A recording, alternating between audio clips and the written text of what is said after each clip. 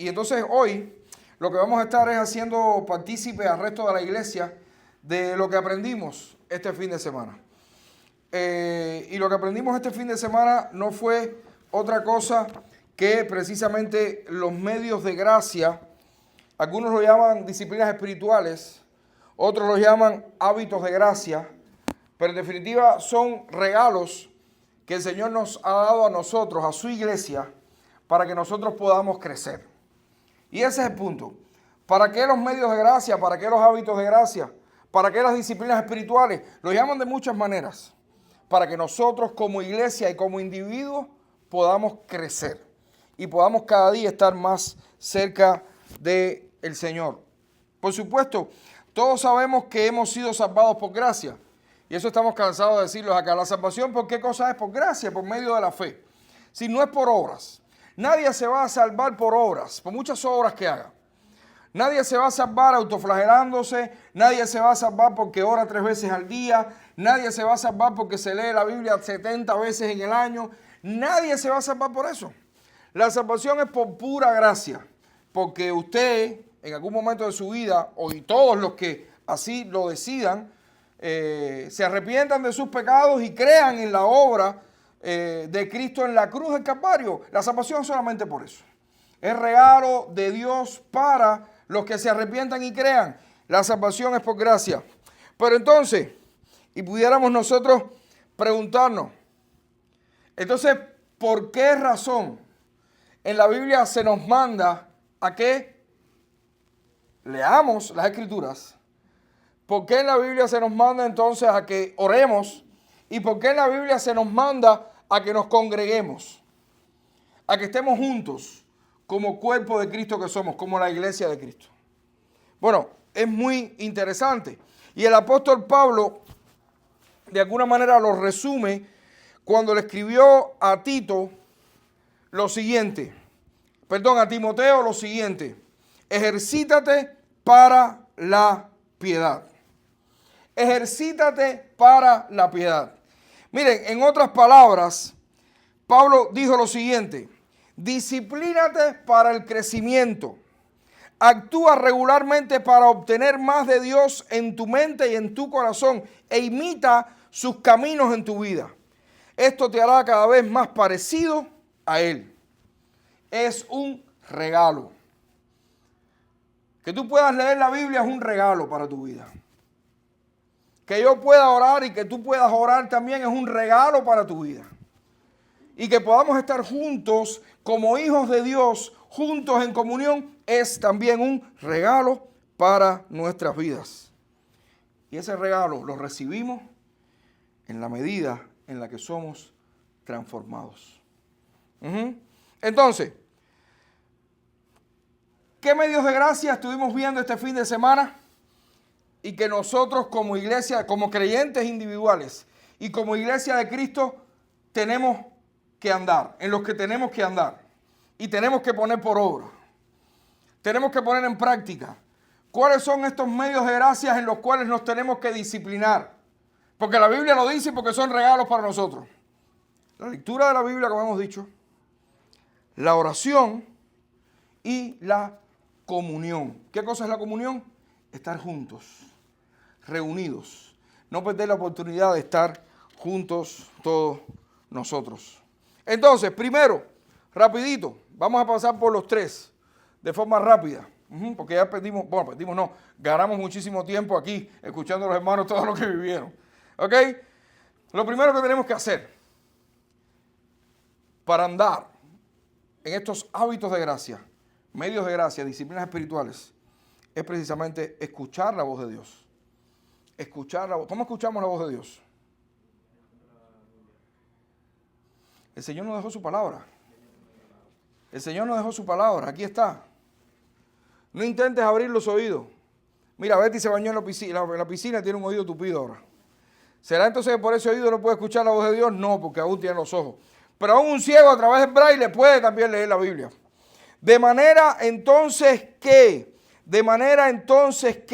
lo primero que tenemos que hacer, o el primer medio de gracia en el que nosotros tenemos que abundar, es en la lectura de nuestras Biblias. ¿Por qué tenemos que leer nuestras Biblias? ¿Por qué tenemos que leer nuestras Biblias? Por favor, busquen la segunda carta a Timoteo, el capítulo 3, los versículos del 16 al 17, por favor. Segunda Timoteo 3, 16 y 17. Si todos lo tienen, segunda Timoteo 3, 16 y 17, todos juntos lo vamos a leer. A la cuenta de 1, 2 y 3. Toda la escritura es inspirada por Dios y útil para enseñar, para redarguir, para corregir, para instruir en justicia, a fin de que el hombre de Dios sea perfecto, enteramente preparado para toda buena obra. Amén. Amén. ¿Por qué tenemos que leer nuestras Biblias? Bueno, en primer lugar, porque la Biblia es la palabra de Dios, inspirada por Dios. ¿Saben qué significa inspirada por Dios? Eso es un término teológico interesantísimo. El que estudió teología sabe lo que es eso. Es el acto de respirar. Es el acto de respirar. Dios respiró, sopló su palabra. Sopló su palabra sobre hombres inspirados que recibieron ese soplo para que escribieran entonces las palabras que Dios quiso que nosotros leyéramos, que supiéramos. Eso es lo primero. La Biblia es inspirada por Dios. Este libro es inspirado por Dios. Esto no es palabra de hombres. Fue escrita por hombres, sí, obvio, por supuesto, pero no es palabra de hombres. No es palabra de hombres. Lo que está aquí es palabra de Dios. Cuando usted abra este libro, uno parecido, porque todos no son iguales, quizás el tuyo tiene otra carátula, pero al final el contenido es el mismo, quizás otra versión, pero el contenido es el mismo, usted puede estar seguro que usted está ante la palabra divina. Y cuando usted lee, usted está escuchando la voz de Dios. Porque lo que está aquí no es palabra de hombre, es palabra de Dios. Y eso es primero y fundamental. ¿Por qué tenemos que leer nuestras Biblias? ¿Es un capricho? No, totalmente para nuestro beneficio. Es un regalo que Dios nos ha dado. Es su palabra. Es su voz. Es Dios hablando a tu oído. Pero además, por si fuera poco, con este texto también podemos darnos cuenta que además de ser inspirada por Dios, que es palabra de Dios, que con eso es suficiente, pero además nos dice que es útil. Muy útil. ¿Útil para qué? Útil para enseñar. Nosotros tenemos mucho que aprender. El creyente nunca deja de aprender. Porque el día que dejes de aprender, dejas de crecer. Por tanto, el creyente nunca puede dejar de aprender. Y este libro, estas palabras, son útiles para enseñarnos, a ti y a mí. Son útiles para redarguirnos y para corregirnos. Son útiles para darnos ánimo y para decirnos lo que no está bien en nosotros. Por eso la Biblia misma dice que ella es como un espejo. Y es un espejo que revela nuestras verdaderas intenciones, quiénes somos. Yo conozco mujeres y hasta hombres que cuando pasan de cierta edad no les gusta mirarse en un espejo ni les gusta verse en fotos. ¿Saben por qué cosa es? ¿Saben por qué cosa es? Mira a mi tía cómo se ríe, ella sabe. Bueno, no significa que sea ella, por supuesto, pero sabe. Mi abuela no quería verse en fotos más nunca. Después de una edad, más nunca quiso verse en fotos. ¿Por qué? Porque no puede ser posible, esa no soy yo. Claro, no se recuerda cuando era joven. Entonces, si tú no quieres ver quién tú eres realmente, no te mires ante el espejo. En estos días me empecé a mirar un espejo y dije, ¿cuánto esta verruga me está saliendo aquí? Y esta otra aquí. Yo no me las había visto, se lo te digo de corazón. Me las vi hace una semana.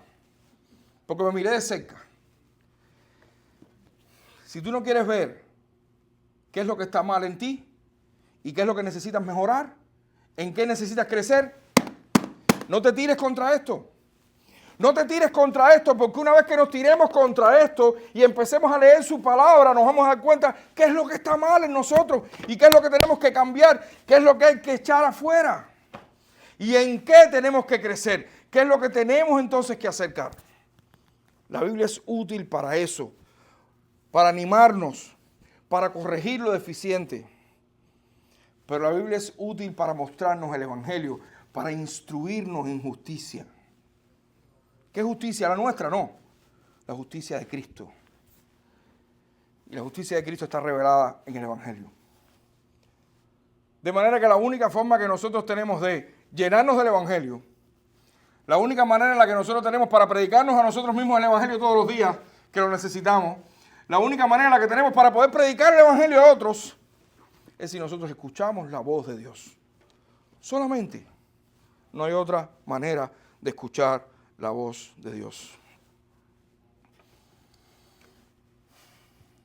¿Es importante o no leer nuestras Biblias? No es para cumplir una meta. No es para decir el domingo en una clase de escuela dominical que me leí 10 capítulos y te los leíste el sábado corriendo. No, esa no es la idea. La idea es vivir aquí. ¿Qué necesitamos? Tiempo. ¿Qué necesitamos? Disciplina.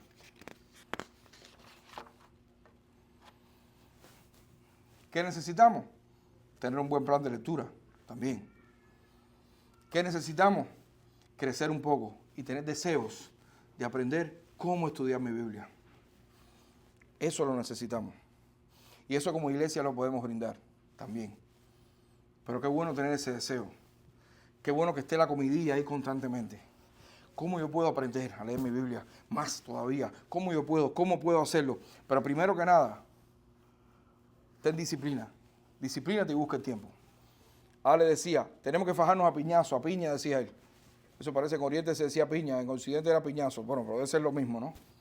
Hay que fajarse a los piñazos para buscar ese tiempo, porque ese es el que a veces no logramos encontrar. Pues ¿sabe por qué? Porque el enemigo de Dios no quiere que tú lo hagas. Sencillo. El enemigo de Dios te prefiere tirado en la cama haciendo, ¿cómo se dice eso en inglés? Scroll.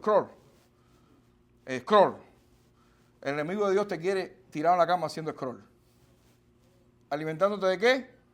De comida chatarra. Bueno, eso no es ni comida chatarra. Alimentándote de gusanos, de pudrición. Porque la comida chatarra por lo menos te engorda y te mantiene vivo. Pero esa basura espiritualmente lo que hace es que te va matando. Y el enemigo te quiere haciendo scroll. Y yo sé que si nosotros oramos y decimos, Señor, ayúdame para yo poder encontrar ese tiempo, y nos fajamos a los piñazos, encontramos ese tiempecito en que nosotros podamos leer nuestras Biblias. ¿Es importante o no leer nuestras Biblias? Es fundamental. Y eso lo aprendimos lo recordamos este fin de semana. Y los muchachos se quedaron todos nos quedamos muy alegres, pero también preocupados porque sabemos que tenemos la necesidad de eso. Pero lo segundo que tenemos que hacer es hablarle al oído de Dios. Una metáfora, ¿saben? Orar. No solamente escuchar, sino también hablar. Necesitamos orar. Ahora, ¿por qué necesitamos orar? ¿O por qué tenemos que orar? La Biblia dice claramente que Dios conoce las intenciones y las peticiones de nuestro corazón aún antes de que nosotros se las digamos. Si Dios me conoce, ¿para qué yo tengo que orar entonces? Muy sencillo, hermano. Muy sencillo. No hay que ser teólogo. No hay que ir a un seminario para darse cuenta. Primero los Tesalonicenses 5:17 dice claramente uno de los consejos de Pablo a esta iglesia. Una iglesia además excelente. La iglesia de los Tesalonicenses. Una iglesia que Pablo alababa. Oren sin cesar. Oren sin cesar. Iglesia Camino de Vida, oren sin cesar. Pastor, ¿pero por qué oren sin cesar? Pero es que mira, a mí me parece oren sin cesar. Es decir, ¿te das cuenta que es que Dios te está diciendo que ores sin cesar? Independientemente que Él conozca las peticiones de tu corazón, independientemente que Él te conozca a ti mejor que nadie en este mundo, independientemente que Él sepa cómo tú eres, independientemente de todas las cosas, el Señor te está diciendo, ora. Pero es que además no solamente lo dijo, sino que nos dio ejemplo en Cristo. Nuestro Señor Jesucristo, mientras caminó en esta tierra, ¿qué hacía? Dice que se iba a apartaba a lugares, se iba a lugares apartados a orar. ¿Se recuerdan cómo se llevó en Marcos, que lo vimos, se llevó a 3 de sus discípulos y dijo, vengan para que me acompañen y velen conmigo y oren? Y los dejó ahí cuando ellos estaban dormidos. Y dice, no han podido velar conmigo ni siquiera una hora. ¿Necesitaba el Señor estar en comunión con su Padre Celestial? Es Dios. ¿Necesitaba estar en comunión con Dios? ¿Si eran de la misma esencia, sustancia y naturaleza? Por supuesto que no. ¿Por qué lo hacía entonces? Para darnos ejemplo a nosotros. Y porque no hay momento más sublime que cuando estamos en plena comunión con Dios a través de la oración. No existe. Es un disfrute. ¿Qué es lo que más disfrutas hacer? ¿Cuál es tu hobby? ¿Cuál es tu hobby? No me lo digas, piénsalo. ¿Cuál es tu hobby? Independientemente del trabajo que lo necesitas para sostener a tu familia, ¿cuál es tu hobby? ¿Qué es eso que tu corazón arde para hacer todos los días? ¿Qué es eso por lo que estás loco porque llega el fin de semana para ir a hacerlo y lo disfrutas? Aunque te canses haciéndolo, porque hay algunos que lo que les gusta es jugar fútbol, pelota, y van y se cansan y se mueren y se dan golpes, un tobillo partido, un ojo, un golpe en la cara, pero están locos porque llega el otro fin de semana para hacerlo otra vez.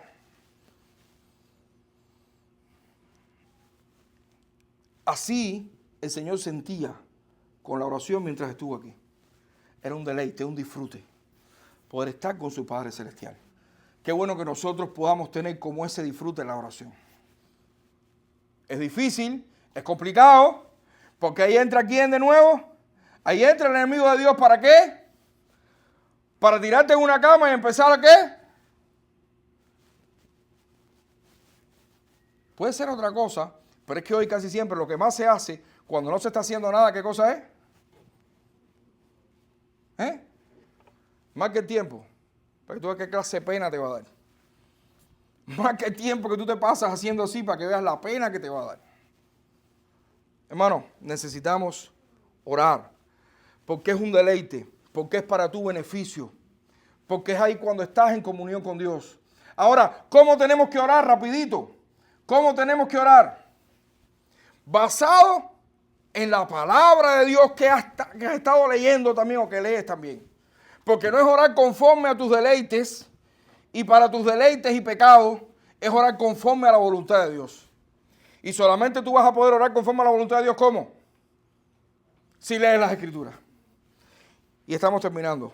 El último medio de gracia, o hábito de gracia, o disciplina espiritual, en la que nosotros tenemos que caminar y andar, y es la más olvidada de todas, porque a veces no se tiene ni siquiera como un medio de gracia, es la comunión.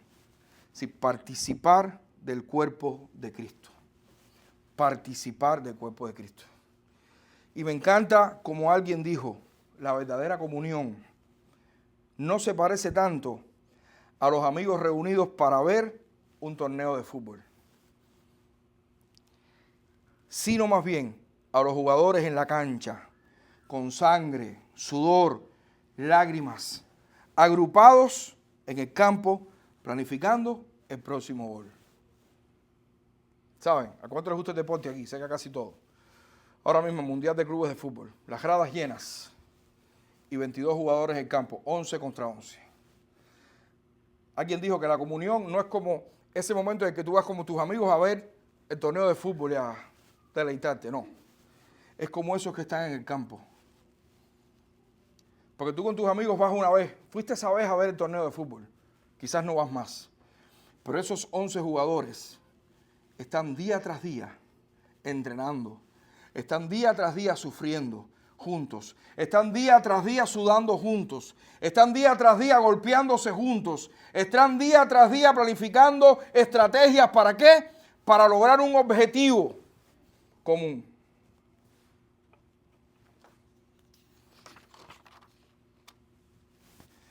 La Biblia es clara. Y lo vamos a ver próximamente, por eso no lo voy a pasar por arriba. Quizás al verso más conocido acerca de esto. Y es Hebreos 10, 24 y 25, que dice, Mantengamos firme, sin fluctuar, la profesión de nuestra esperanza, porque fiel es el que lo prometió, y considerémonos unos a otros para estimularnos al amor y a las buenas obras, no dejando de congregarnos como algunos tienen por costumbre, sino exhortándonos, y tanto más cuando veis que aquel día se acerca. Conocemos el contexto de la carta a los Hebreos, lo estamos viendo. ¿Cómo estaban esa gente? Muertos del susto. Y por el susto que todos tenían y por el miedo que tenían, de todo lo que les estaba viniendo encima, muchos habían dejado de congregarse. Y como les dice el autor, no lo hagan, porque es que entre ustedes es como se pueden entonces animar los unos a los otros. Entre ustedes es como pueden mantenerse firmes mejor que de ninguna otra manera. Cristo es fiel y ustedes lo saben, pero si están juntos, unos a otros se lo van a recordar. Por eso es muy importante, nos tenemos que estimular unos a otros en el amor, en las buenas obras que Dios preparó de antemano, en la fortaleza, en la firmeza, en la fe. El fin de semana cocinamos con carbón, ¿verdad? Alberto y yo por poco nos ahogamos, y Kenny también. Yo todavía tengo puesta humo en la garganta. Cuando uno enciende una hornilla de carbón, mientras los carbones están juntos, ¿qué pasa? Todos están encendidos. Si coges un carbón y lo sacas de la hornilla y lo pones afuera, ¿sabe qué va a suceder? Dos cosas. Los de adentro se mantienen encendidos. El de afuera se apaga. Y yo no estoy hablando, hermano, al simple hecho de faltar un domingo, 2 o 3 domingos. No estamos hablando de eso. Estamos hablando que todos sintamos de corazón el anhelo de querer vivir en comunión. De querer vivir como la iglesia primitiva, la iglesia del primer siglo. Que el libro de los Hechos nos dice que tenían en común todas las cosas y ninguno tenía necesidad de nada, porque el que tenía ayudaba al que no tenía. Y me refiero a todo. Una manito de plátano, un poquito de sal, una latica de arroz, una medicina. Y usted dirá, estamos en los Estados Unidos, eso no toca aquí. Sí, toca aquí también, porque aquí quizás son otras cosas más complejas. Porque aquí quizás sea un poquito de amor, un poquito de comprensión, ayuda, ánimo. Y eso no se compra en la farmacia ni en el mercado. Y si no estamos juntos, no vamos a conocer quién es el que necesita ese ánimo, esa ayuda, o la latica de arroz quizás, o la manito de plátano, no sé. Hermano, qué bueno que nosotros tengamos el deseo como iglesia de vivir la iglesia, de estar juntos. O es que me cae un poquito mal el hermano tal. Bueno, pues mira, tienes 2 hábitos de gracia que te pueden ayudar en eso. Porque si te pones a leer la Biblia y te pones a orar, pídele al Señor que te cambie esa animadversión por tu hermano. Que sabrá Dios por qué razón la tienes.